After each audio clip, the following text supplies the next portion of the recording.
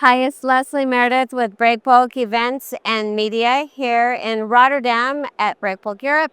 And I have Ryan from the Port of Rotterdam who's just finished a session on electrification at Port. It was a really interesting discussion. Yeah, it was. Yeah, thanks. Yeah, so it was you, and then we had a representative from Port of San Diego, And Paul from ABP. that's right. Course, yeah. That's right. That's right. So, how would you characterize the differences in the level, let's say, of electrification across the three of you?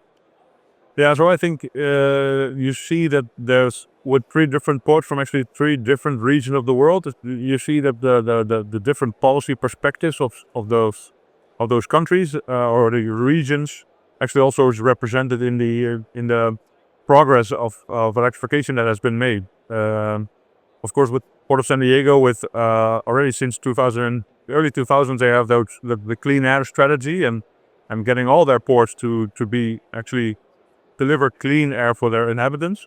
They are, I think, ahead with electrification, with shore power. And in Europe, we are actually following up on the Fuel EU Maritime and Alternative Fuel Infrastructure Regulation. That's part of the Fit for 55 mandate from the European Commission. So all of those investments in the electrification, I think, are starting to come from those legislation. And in the UK, I think there's strong ambition from the port side, but the legislation, as Paul already mentioned, also is lacking behind, if you will. So they're not part of the European Union anymore, and trying to find out what their legislation or policy should look like. So I think that's also represented in what we saw in the discussion for those. Absolutely. What about other ports around the world? Would you say that the three of you, if we sort of took the average level across the three of you, how would that look when we compare to other regions? Well, I think, but we did not really touch upon that in the panel discussion. But I think the China in itself is sort of the electro state. They themselves are far ahead on electrification in the ports as well. So you see the number of electric vehicles coming from China, but also then the technology that is developed there. Then also the port equipment in China and in the adoption of shore power is really, I think, already higher than in Europe. So so if we then include China in the discussion, we will have sort of the top tier regions. I think all for electrification, and maybe of course the let's say developing countries are still lacking behind a little bit, but they also have the I think fantastic capabilities primarily in terms of solar availability to also electrify those regions. So yeah. Great. So let's turn back to the Port of Rotterdam.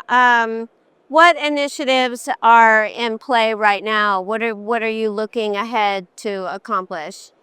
Yeah, so we recently, I'm working as a program manager for shore power, so that's my main and only topic. So we recently opened the cruise terminal shore power installation in Port of Rotterdam, which was really an important milestone. And we are currently developing, or 5 of the 6 container terminals in our port are currently in a tendering phase for working towards an investment decision for shore power for those big container terminals. So that's really, I think that's the most important development from an emissions perspective. And then simultaneously, from the Port of Rotterdam perspective, we are still working on also getting the standards and getting the projects in place for breakbulk, for tanker ships, for Right, don't forget about us. No, of course. But that's the difficulty about breakbulk sector. That it's quite, as I also explained on the stage. There's not just a container ship is a container ship, right? But a breakbulk ship can be like 1,000 different variants of a ship. So getting that to a standard, it would be we're working to it, but it's difficult because it's such a large variety. Right, absolutely. And one thing that impressed me during that session was really the call for collaboration to make sure that, the configurations that you're looking at fit the ships that and especially when we talk about multi-purpose vessels, you know, different vessels in that category, make sure it's going to work. I mean, it reminds me of, you know, you pull into a gas station and if, oh, I don't know, driving a friend's car, a rental car or something, and the fuel tank is on the opposite side that you're used to, right? Yeah, indeed. Yeah, that's the. Yeah, and I think the same thing was true, you know, for mobile phones. And you used to have, I think, 50 different types of plugs, and we're all working towards one now, or maybe two.